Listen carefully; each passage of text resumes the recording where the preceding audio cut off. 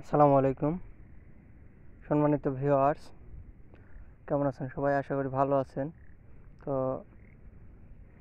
আজকে আমাদের এই জমিতে আমরা গত গতকাল আমরা দিয়েছি হচ্ছে টিএসপি, ইউরিয়া, পটাশ, জিপসাম এগুলো দিয়েছি এবং এগুলো তো আমাদের হচ্ছে মুখ্য এবং অবশ্যই দিতে হবে এই টিএসপি, ইউরিয়া, পটাশ এবং হচ্ছে যে আপনার হচ্ছে ইউরিয়া, নাইট্রোজেন যেটা।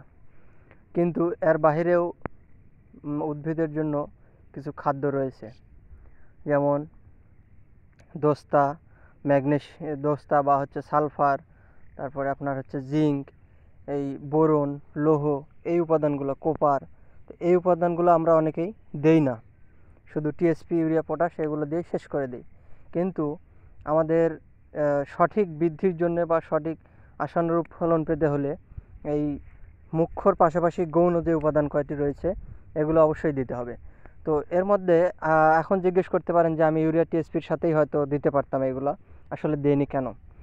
এখানে একটি বিষয় হচ্ছে যে টিএসপি, ট্রিপল সুপার ফসফেট, এর সাথে যদি আমরা আমাদের যে দোস্তা আছে বা ম্যাগনেসিয়াম, এটা যদি দেই তাহলে এইটা জমিতে আপনার অগলিত অবস্থায় রাসায়নিক একটা বিক্রিয়ার মাধ্যমে এটা অগলিত অবস্থায় থেকে যায়, এটা গলে না, এটা জমির কোনো কাজেই আসে না। আমরা যদি টিএসপি এবং হচ্ছে দোস্তা একত্রে করে মিশিয়ে যদি হচ্ছে আমরা জমিতে ছিটিয়ে দেই তাহলে সেটি আমাদের কোনো উপকারে আসবে না।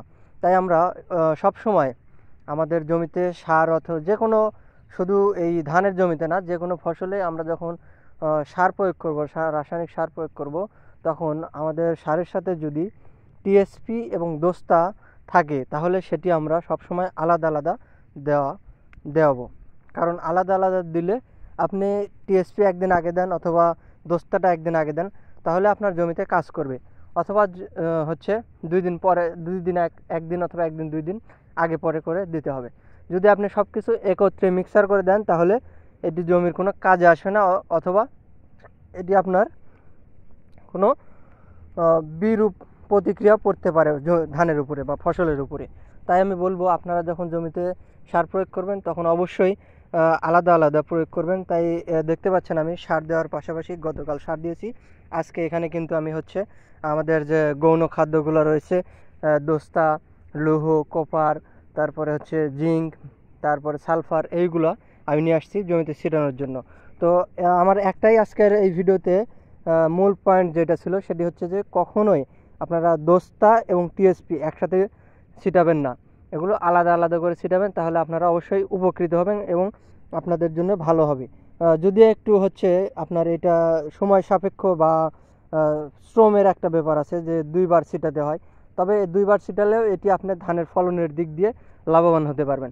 তাই আপনাদের কাছে অনুরোধ বা আপনাদের সুবিধার জন্য বলছি যে অবশ্যই টিএসপি এবং দোস্তা আলাদা আলাদা প্রয়োগ করবেন। ধন্যবাদ সবাইকে। যদি ভিডিওটি আপনাদের কোনো উপকারে এসে থাকে তাহলে অবশ্যই আমার চ্যানেলটি সাবস্ক্রাইব করবেন আর আপনার বন্ধুদের সাথে শেয়ার করবেন, অথবা যারা এখনও জানে না তাদের সাথে শেয়ার করবেন, তাদেরকে অবশ্যই জানাবেন যে দোস্তা এবং টিএসপি একসাথে ছিটানো যাবে না। ধন্যবাদ সবাইকে, ভালো থাকবেন, আবার দেখা হবে পরবর্তী কোনো ভিডিওতে।